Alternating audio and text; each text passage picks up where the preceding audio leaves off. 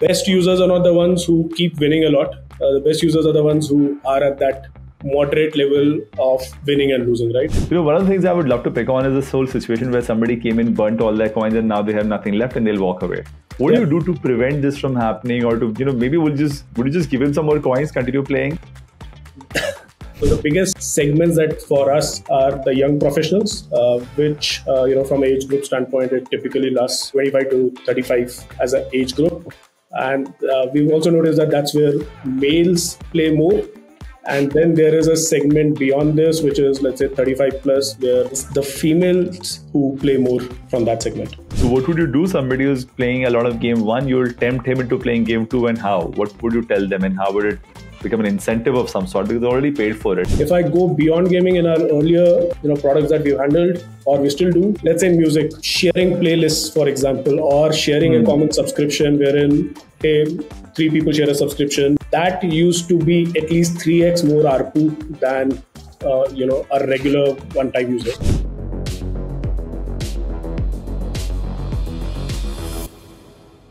Hi, and welcome to yet another episode of the State of Retention Marketing Podcast. Today's guest with me is Rahul Raina. He's got 15 years of experience, including 12 years in product and 3 years in P&L focused roles. He's been a product guy and a business guy, and he's been leading cross-functional teams across various phases of product lifecycle, and a GTV of up to $300 million. That's a lot of money.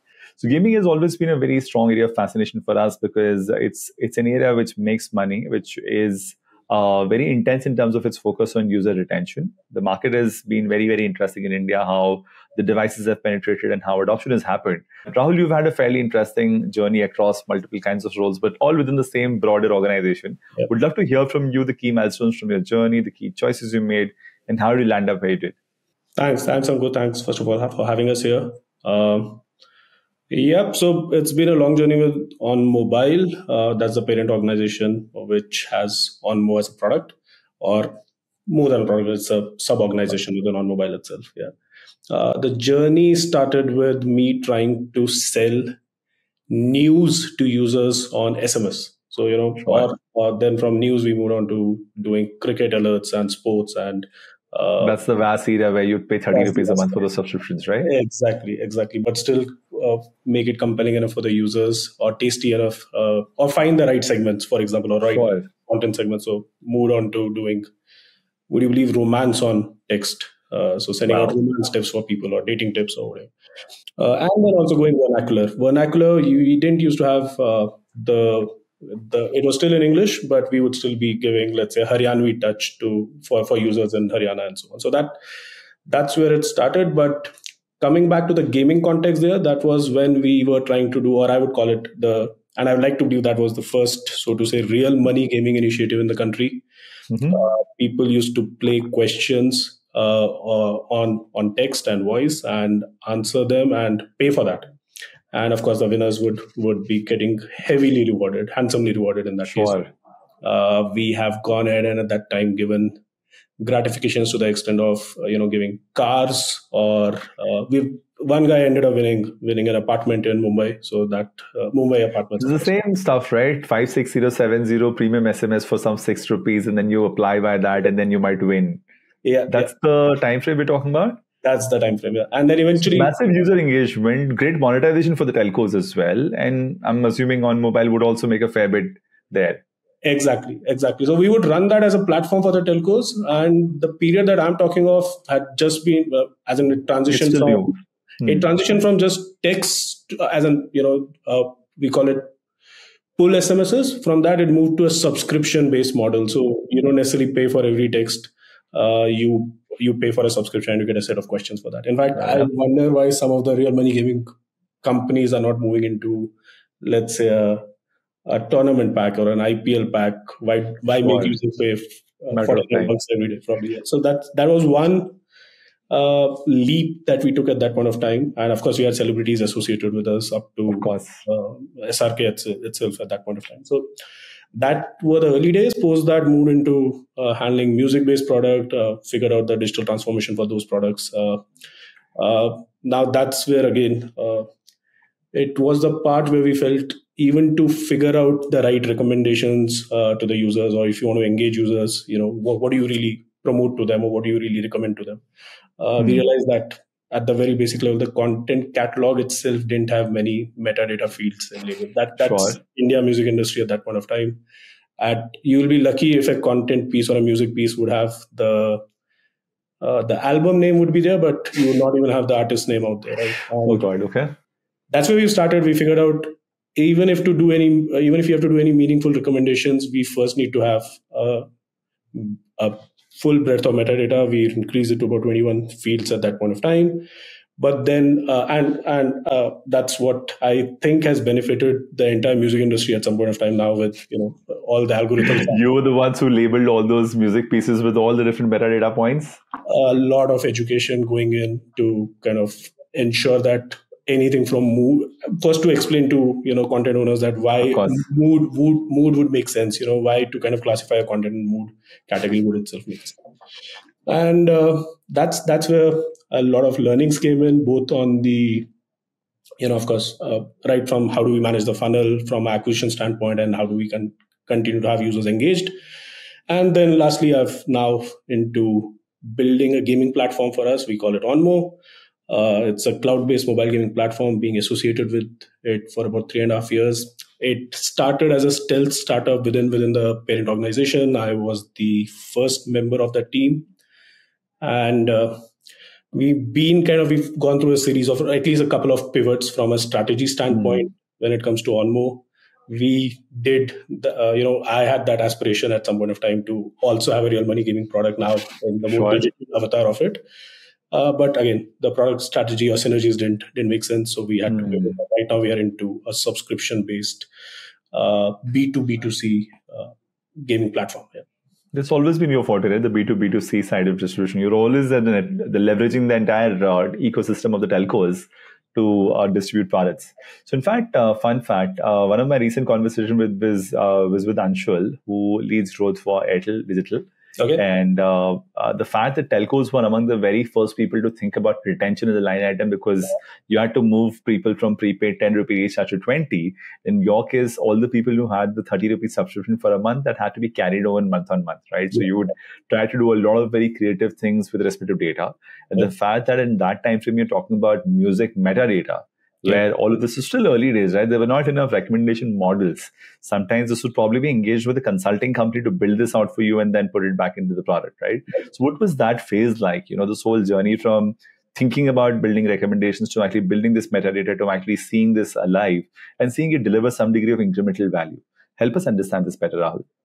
So one thing that's been OnMobile's forte usually is that, most of the things that we've done, we've kind of built them internally over time. So we had actually ended up, first of all, when we stumbled upon this problem that, we built a product, it's a music-based product. Now we want to ensure that we deliver what the consumer wants and deliver the right content to the right consumer, or offer or promote the right content to the right consumer. How do we know it? And, it might sound counterintuitive. We went a heavy tech way to begin with. We use something called audio fingerprinting because there were, let's say, external data fields available, but then they were not mapped with the binaries or the music files that we would have, right? Sure. So we would figure out if there is any fingerprint matching technology that could be used to map this metadata to the content files that we have. But that we failed at that miserably. The accuracy levels were not as significant. And then it kind of embarked on us that, hey, there are simpler ways of doing it. It might be a little more tedious, a little more manual way of doing it, but it will need industry education to begin with, show them the value. And of course, we started with offers or campaigns wherein, hey, if we would be investing into marketing of certain kind, we would only promote, or only those content will feature prominently in our stores which have the right metadata, right? So that gives incentive for the supply chain or the content providers is to invest into that metadata field updation.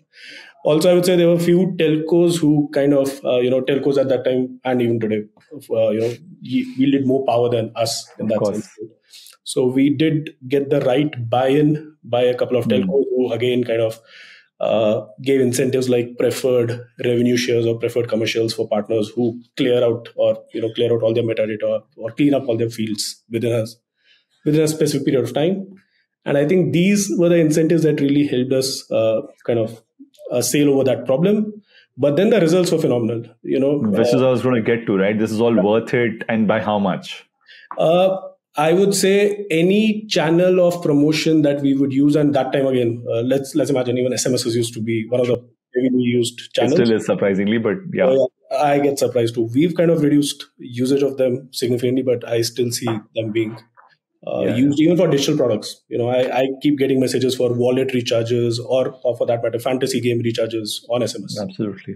So that's interesting. But yeah, so we would see the conversions, they were so low before that, and this was a huge change. So I would say 10 times improvement in the conversions, right at the top of the funnel, basically. And then, of course, this would also help you do all the segmentations. For example, all you would need to do is start with SMS blast of 100,000 across different regions or districts, let's say in a circle or a state at that time. And you would get responses for, let's say, a new Salman Khan movie, right? A new song that's come up. You would promote that common channel or a common access code for all the channels. And that's when you know which region resonates well with this particular content form. And that's what you then start promoting or expanding only in that particular channel, right? So within India, what we noticed is within 2 consecutive districts, the stars that they would love would be completely different. Of course, Bhojpuri wasn't that prominent an industry at that point of time, but I remember in UP East itself, even for 10,000 user base or targeting base, we would have to use different artists, and let's say between Salman and Shah Rukh Khan, and that will ensure that level of micro targeting was something that got enabled. I'm curious, was there a degree of automation you were able to leverage, because this would otherwise become operationally quite an intensive play, right? It was, of course. So there would be, even then, back then, we would have a fairly intense BI-powered recommendation engine out here, which would also be integrated in the promo channels that we use. Okay. So all our campaign management tools, again, have been built internally for the same reason, because that it's pre-integrated or designed, grounds up from an architecture standpoint, which works very well with all our internal systems from a recommendation standpoint, from a billing standpoint, and also from the tools that we use. For example, it'll be a common engine that will recommend, and nowadays it's more, it's something more, exactly. No, I would say it's more a cookie cutter solution of sorts, wherein you could be doing one push and ensuring that it goes off across different channels. But then back then, it'll be a similar or the same recommendation engine that would ensure segmentation or promotions happening on, let's say, IVRs as well as SMS or outbound dialers at that point of time. So that used to be pretty effective. This would still be cutting edge back then. Now, of course, people have followed through and there has been more done. But back then, it seems like this was still pretty sophisticated for the times. It was pretty sophisticated for those times, yeah. Yeah, I mean, clearly a lot of incremental value delivered. So by all means. So, well, Rahul, tell me a bit more about Onmo. What's the story like now? What's the model? What are the products? What's the ambition?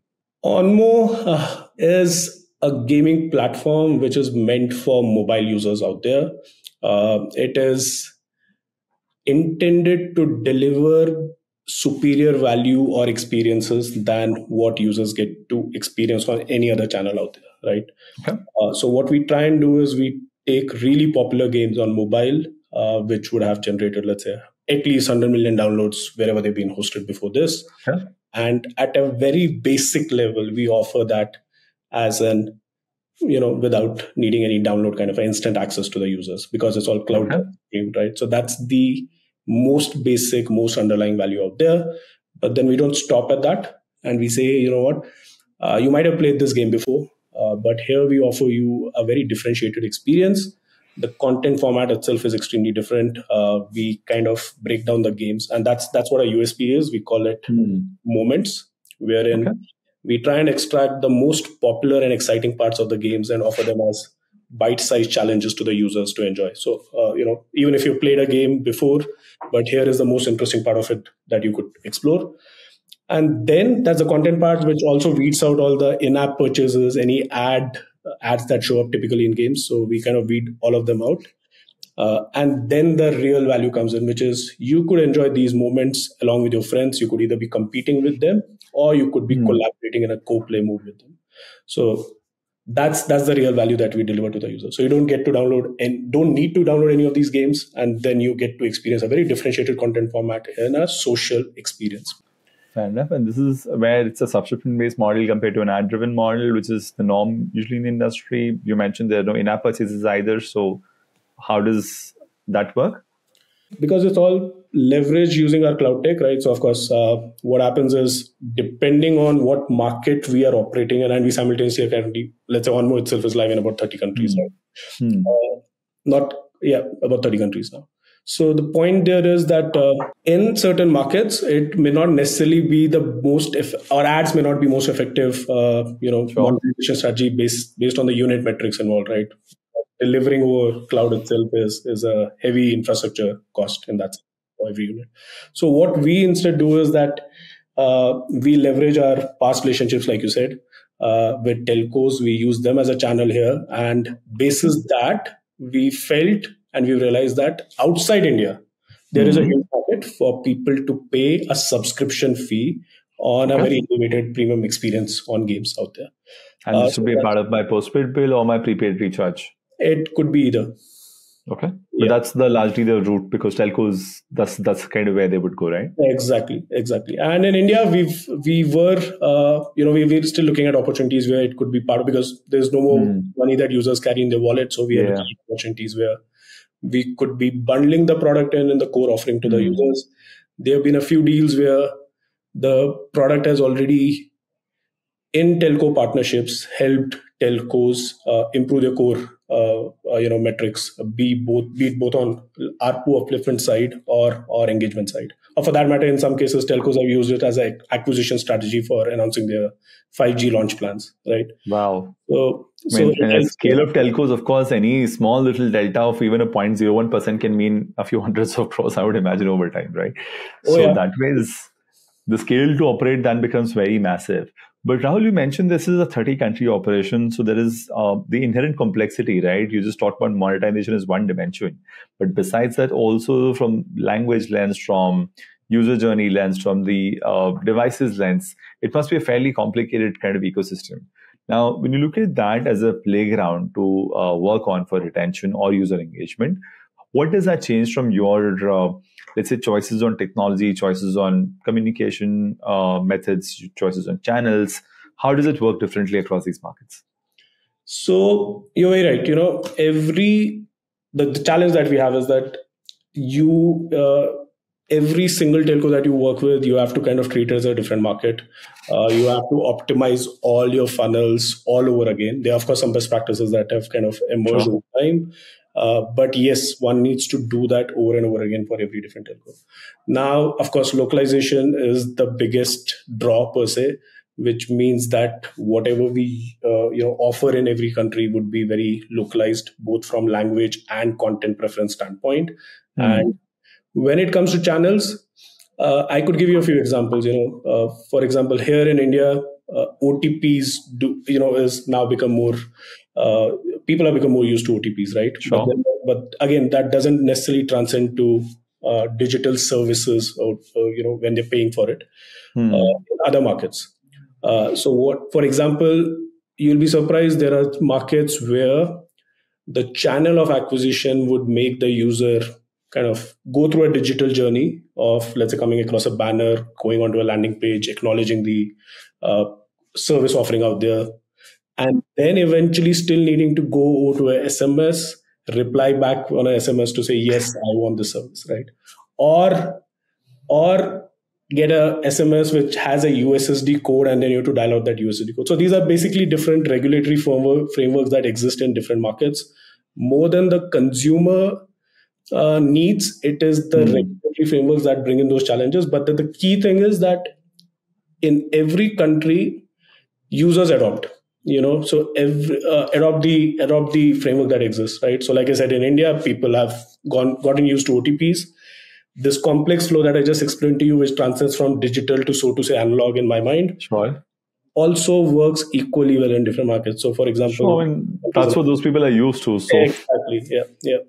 But it takes us some time to first kind of comprehend how these channels will work, and then build the right communication around it. Just from an organization lens, for the level of complexity you're dealing with, is this team entirely out of India? Do you have multiple locations and there are local country managers or product managers who contribute to this bit? Or how do you manage this level of nuanced handling of each geography? Basically, there are broadly two organizations, two parts to the organization. One is the product organization, and then I would call it the business organization. So the product organization, which includes the product and the tech, this would be for Onmo. It's kind of distributed in three broad geographies. We are headquartered here in India. The most of the product thinking happens out of India, but R&D happens out of Montreal and in Sweden. So basically, there is this entire cloud element that's built out of Sweden, and then there's this entire AI visual recognition tech that happens out of Montreal. In fact, I would love to at some point explain a little more about that piece, but we should. But then when it comes to, in fact, we have a small dev team even in Vietnam supporting all the front end, work that happens on the product. But then when it comes to business and the marketing teams, they are fairly localized. So there would be local representatives in every region, at least. Depending on big countries, there would be individuals in respective markets who understand the nuances of those respective markets. Of course, not even one price doesn't fit across all markets, right? So you will have to kind of price it very differently in the relevant markets. Sure. And then similarly, the teams who kind of handle the buzzword is growth lately, or it's kind of now almost gone past its prime.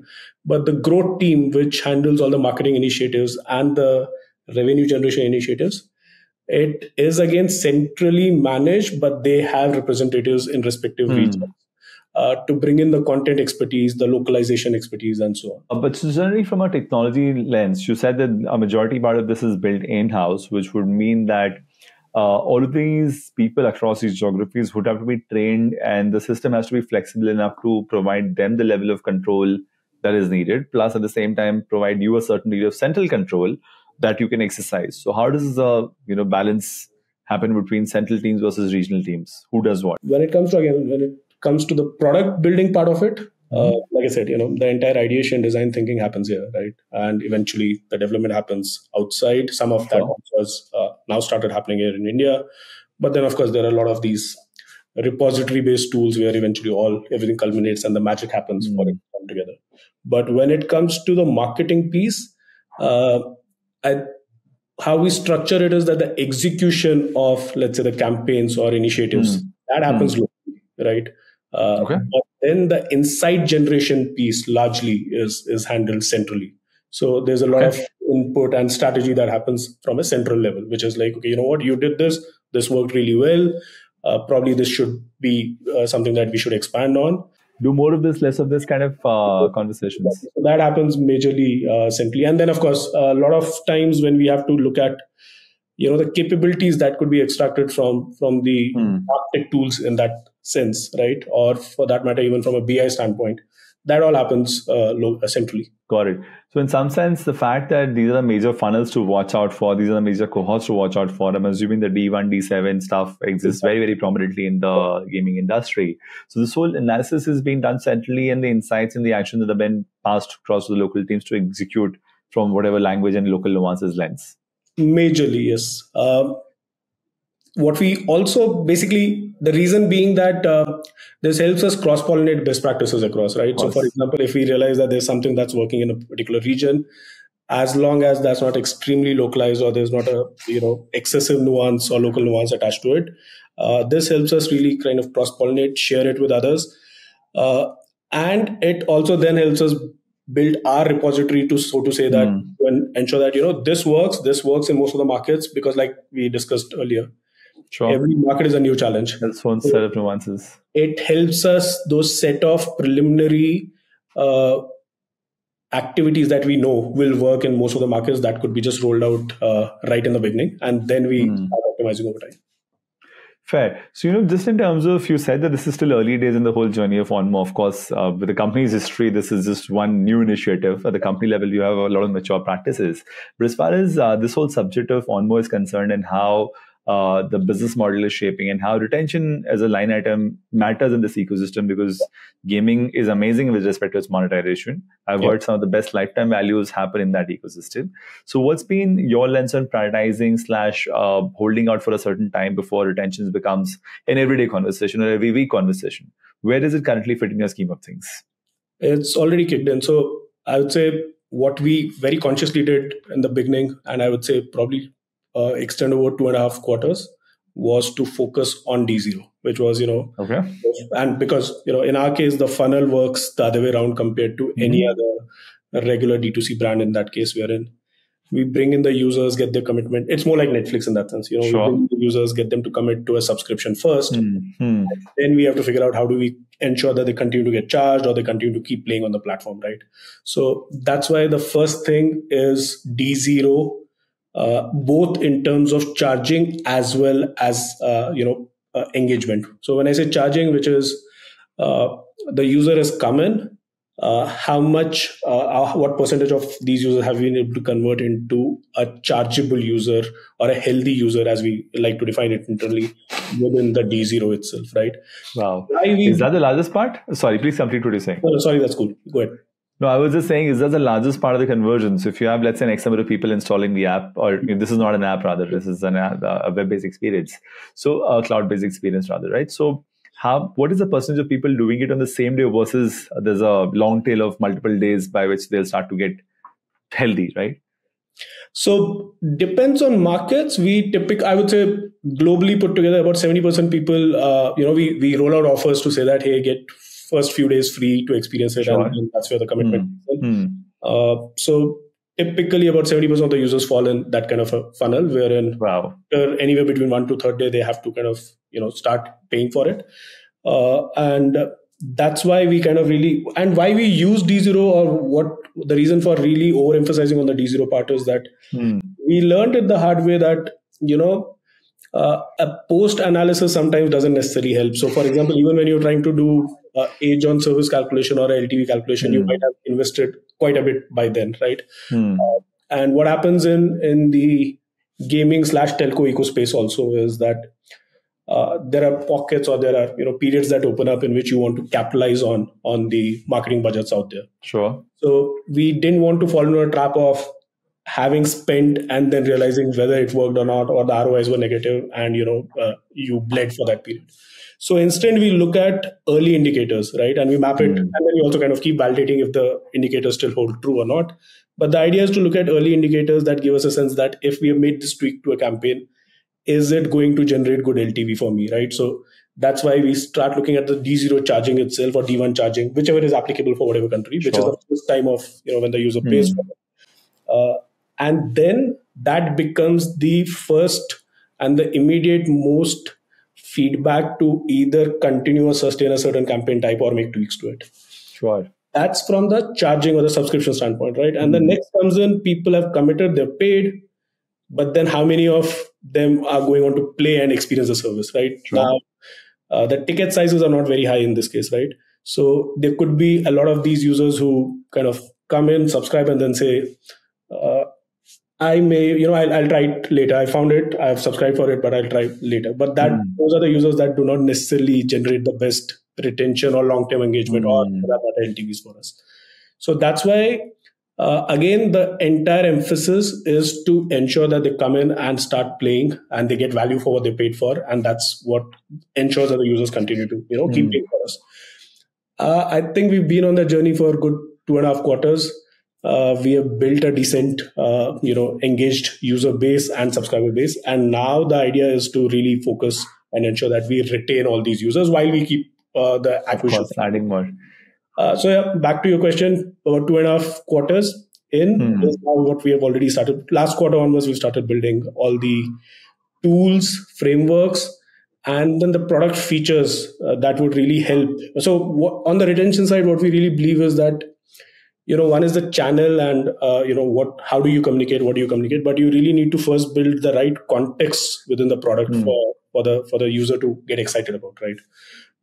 If you do not have the right call to action, or if you do not have the right incentive for the user to come back, how much more, how much of segmentation you would do, it would not necessarily help. So that's the part what we've done here, which is what are those levers within the product that the players would be excited enough or triggered enough to kind of come back to. So that's been done, and now we're in the stage of kind of executing it and getting users back in. Would this be safe to say it's a monthly renewal kind of cycle where people would get charged and they would be there for a while, and then at the end of the month they again have a point to decision where they could choose to renew or not renew, or are there variable timeframes? Largely monthly is the way to go. Depending on some markets, we might be on. So basically, this whole lens on games being extremely engaging on their own, but at the same time, different users will demonstrate different behaviors. And since you importantly need them to renew at the end of the month, you would want to make sure that they sort of vasulu the game during this journey, right? Because that's the only time they'll renew. So how do you break the audience down? What kind of behaviors do you monitor? What sounds like this is definitely renewing, so I should let him be? What sounds like, oh, this guy's on the fence, and what sounds like this guy is really not going to renew. Let me do everything I can to make him to renew. How do you break this whole thing down and do something about it? Okay, so there are various different cohorts that we look at, or more than the cohorts, there are various different behaviors that actually use a better term, behavior that we look at in this case. So first of all, because it's a multi-game platform, what we have really noticed is any user who moves on from playing just one game on the platform is more invested, right? So what we have here is there are users who might be playing the same game over and over again versus a user who has browsed around 2 or 3 games and played them, not as much as the other guy, but hey, there is medium usage on at least 2 or 3 games. Those are the users that we see staying long on the platform. Those are the users we see getting retained, or, and typically we would have more than 65-70% M1 payer retention for those users. Wow. But then the other end of the spectrum will be users who would actually come in, play excessively, blow up all the coins that have been given to them as part of that subscription. So again, very conscious of the fact that we've paid for it, we'll make full use of it. But those are the users that I would say typically end up churning at the end of the month, right? That's a very, again, it's a very interesting trend, and I would say that would be around 10% of the player base, which is excessively playing, but they do not continue to play. That's like, and we typically give, in terms of duration, against a subscription, you would get anywhere between 20-25 hours of usage in a month. So imagine a user playing about 20-25 hours in a month and then not necessarily renewing. On the other end, if he's playing too much, it's a problem. Yeah. So on the other end of the spectrum, basically, I think that's some learnings on the real money gaming side also. You do not, the best users are not the ones who keep winning a lot. The best users are the ones who are at that moderate level of winning and losing, right? And that's the kind of pattern that we see on the charging front also. Users who do not get charged enough or do not engage enough, or the users who engage excessively, both are not the best versions or the best segments out there. The ones who fall in between, both on the charging as well as the engagement side, on the playing side, are the ones that we are the best. In some sense, you would for sure encourage people to play multiple games, right? So because that's like a precursor to better retention. So what would you do? Somebody who's playing a lot of game 1, you'll tempt him into playing game 2, and how? What would you tell them, and how would it become an incentive of some sort? Because they already paid for it. So is this the lure of the game, or what would be the excitement? So that's when I'll go back to the context that we spoke of, we build in the product, right? So what we realized, and again, that's based on first some hypothesis that we start with, that you need to have some intrinsic value for the users to begin with. If you're coming to a platform you're playing, you need to start taking away something from it, right? That's when you feel invested into the product. And more you're invested in the product, more you would kind of come back and keep engaging back with the product. So what we notice is one of the most intrinsic values that could be offered to the users is building a strong profile within the product. And that's what you then start investing. Make him do some hard work. Exactly. So more than the fact that, if I'm just winning and losing, how do I kind of brag about it, or what do I have to show for it, right? So if I'm playing on multiple games, is that somehow brag worthy? Is there a way for me to show that that's an achievement for me, that, I've conquered 5 different games? So that's where we bring in this entire achievement system into the platform, wherein hey, just by playing one game, you are, let's say, a bronze level. But if you end up playing 3 games, you have a very nice trophy coming your way, and you could brag about it on social media. You could have your friends coming in, and you could share it with them. And that's a big enough motivation. I mean, people That's are playing to, in some sense, be able to brag about the shields that they've collected and the medals that they've collected. Oh, by default, this entire thing triggered when we realized that about 20% of our users were straight away going into checking out their profile. Every time they log into the product, the first thing they do is checking out the profile. The next big thing is checking out their friends section. So how am I doing compared to my friends with respect to the leaderboards on this game, is it? One is leaderboards, but then new thing that's really emerging is streaks. I've just done a consecutive streak of 7 wins. Has someone done better than me, right? And if it is, it's immediately for me to kind of come and beat it. That's what we use as the triggers for retention, which is the best ones that work is, hey, you just dropped in your rankings on the leaderboard, come and fix it. Or you could, someone just crossed your streak. Why don't you come and, try and reclaim your best streak out there? And eventually those nudges work beautifully, which is, oh, you know what, you're just 2 wins away from being called a conqueror. Why don't you kind of get through it, right? So those work most effectively in bringing users back onto the platform. Apart from, let's say, market-based or event-based initiatives that one would do around tournaments, but these are the ones which are most, I would say, this human psychology, right? This whole lens on fear of missing out or the bragging rights or somewhere or the other being at the top of the tier. It just works despite all the, let's say, learnings that we might have around knowing that this is being gamed in some sense. Yeah. But it's gamification within gaming. So, of course, it's as real as it gets. Exactly. In fact, we've tried in the past, what other thing that really works for us at least is that any initiative that you do, if you're giving that user a motivation enough, and not more than motivation, if you give him the sense that he has a chance, which means that whatever initiative you do, if it is as broad based as possible, it works better. So, for example, traditionally, I think a lot of gaming companies still do tournaments which are very skill based. So you come in, you get a rank, and you might not even have to attempt again if you got a really good rank out there, correct? But then what we've realized is, and then again we're realizing there are a lot of people who used to keep coming back, but then the attempts used to be fewer because, hey, you attempt a couple of times, you realize that it's very difficult for you to get to the top of the leaderboard because just you're not matching the skill of the person at the top. So you may not attempt again. So the person who responded to your, let's say, push notifications the first time, played a couple of times, is not responding the next time, right? So what we started doing is made it a little more broad-based. You are able to top the leaderboard.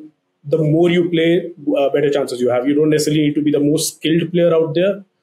You need to be the most committed player out there, right? So commitment in this case, or grinding in this case, becomes easier than acquiring a skill overnight, right?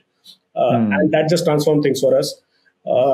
If we would initially have, any such retention push, let's say if we send out, if we typically have, let's say 20% of our players responding back to it, it went up to constantly responding back to it. It went up to beyond 35-40% out. Wow. But in some sense, this whole lens of gamification has been spoken about a lot and pretty extensively to be applicable and relevant across more places. I remember Zomato at some point started to give those titles of reviewers, which then just became a competition that I'm an ace reviewer versus I'm a food influencer of some sort. Okay. So those things around bragging rights end up being very valuable. Social currency, right, is the term that's usually utilized.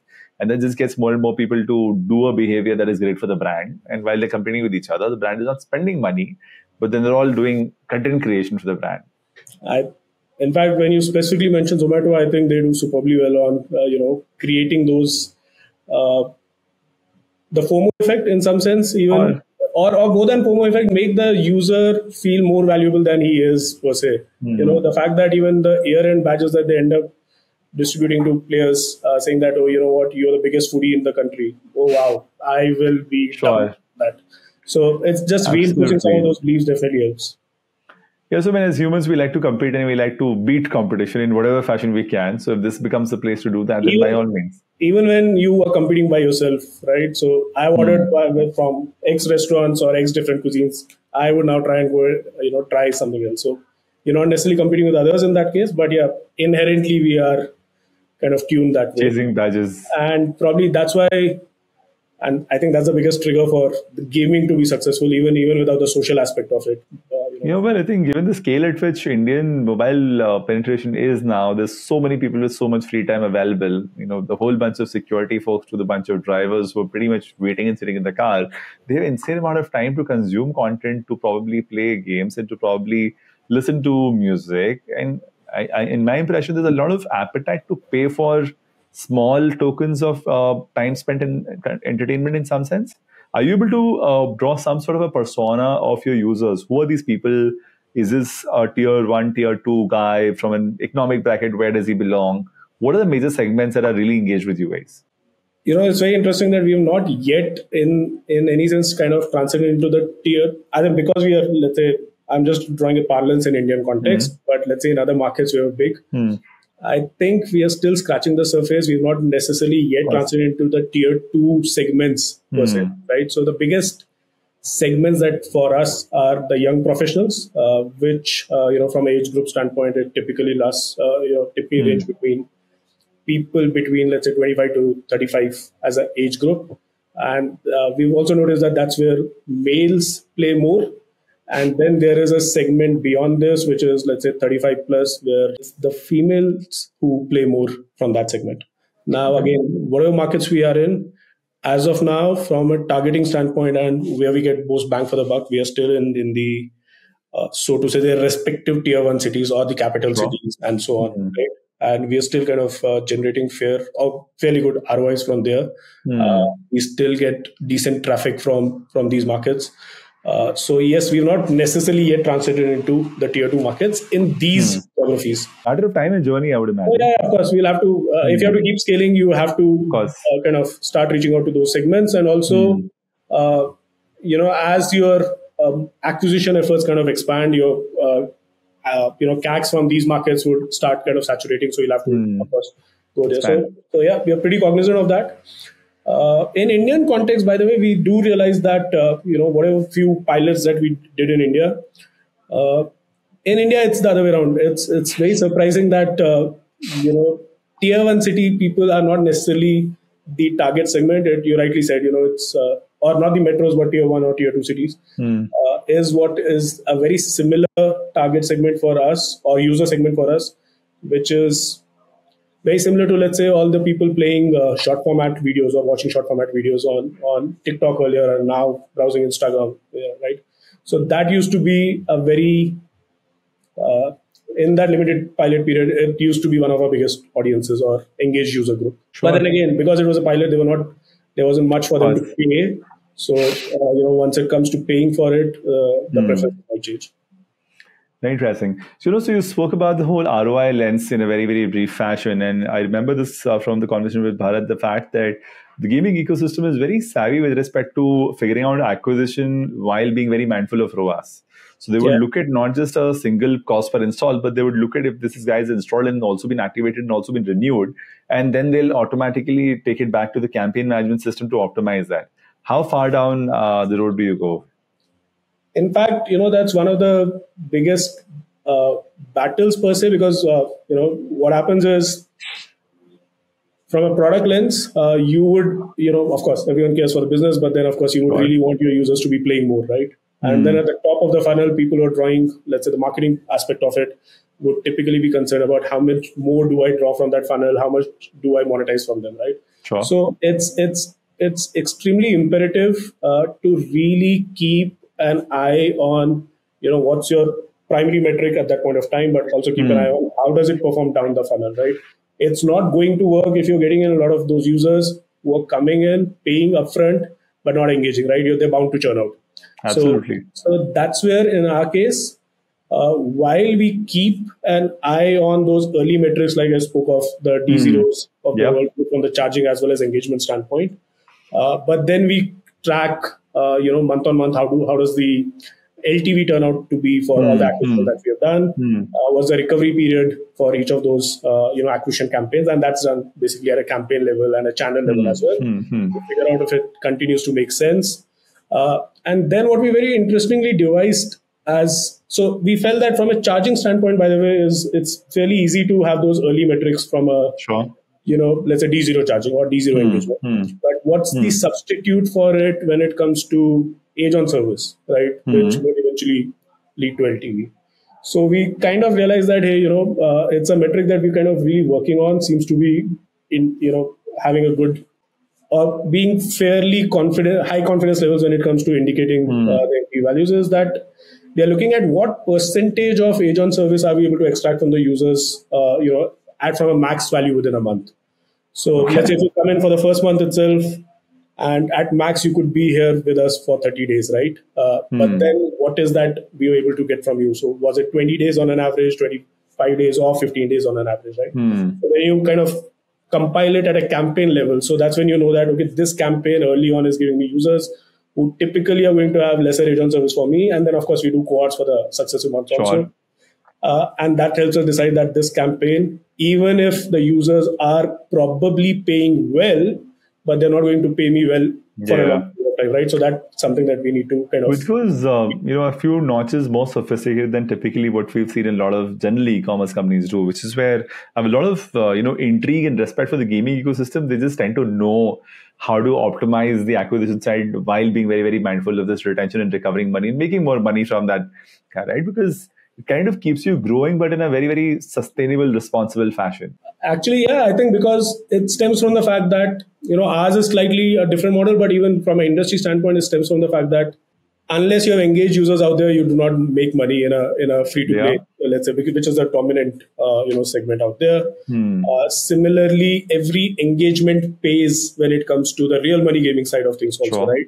And in our case, while I would like to believe that we have slightly more headroom compared to them because we have upfront subscriptions. And then, even if you miss playing a few days, it's okay as long as you continue. It's okay. Yeah, absolutely. But then, probably that's what is the underlying factors that makes it much more intense for the gaming companies to, focus on these. Fair. One of the things I would love to pick on is this whole situation where somebody came in, burnt all their coins, and now they have nothing left and they'll walk away. What do you do to prevent this from happening, or to, maybe would you just give him some more coins, continue playing? Oh yeah. So we constantly kind of keep debating among ourselves, which is, should we, as a user, should we kind of make them feel that there's abundance of coins over here because then they start losing the value of those coins, versus is it extremely tightly throttled per se, right? So what we've now kind of, like I said, we have now started looking at these segments and figuring out, what could be offered to them. A campaign that we did last month worked well. At least early indicators were decent, which is, the moment a user is reaching to, let's say, 90% of his exhaustion, you offer him a top-up pack and say, the first top-up is on us. And the top-up usually is fairly dynamic, which means that there's no specific, the value or standard value. It's a value that we estimate is sufficient enough to allow them to sail through the month, basically. So they see the value, actually not just a month plus few days, so that they continue to, cross that threshold of the next renewal, basically. Time to renew. Exactly. So, I remember folks like Candy Crush and all used to make people send requests to their friends to borrow coins from them. Have you tried any of those things yet? No, referrals and, they also had something called bank, wherein, again, the more friends you have, there will be money added out there.